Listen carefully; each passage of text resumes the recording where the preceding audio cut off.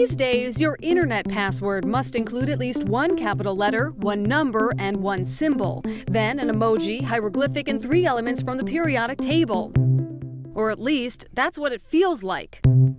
We have lots of passwords to remember, and as they get more complex, it's harder for us to remember all those. The National Institute of Standards and Technology wants to ditch complicated passwords. It says they're actually making us less secure. We tend to use the same password over and over again, or we just make a small change to a password. We add an extra number, or now we do the number 2 instead of the number 1. And that's easy for hackers to try to break into. The new recommendation is to create a long passphrase that's easy for you to remember, rather than using complicated words made up of random characters. Something from your childhood, something you'll never forget. You could try listing places you've visited or cars you've driven. For example, my first car was a 1984 Plymouth I called Jimeth.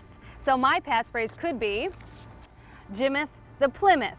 No, this is not my actual password, but it's an example of something so random, only I would ever think of it. Inside jokes are good, or take some random words. Cotton mouth, elbow, toe. The Department of Agriculture, Trade, and Consumer Protection says when choosing a password, don't recycle because it risks multiple accounts.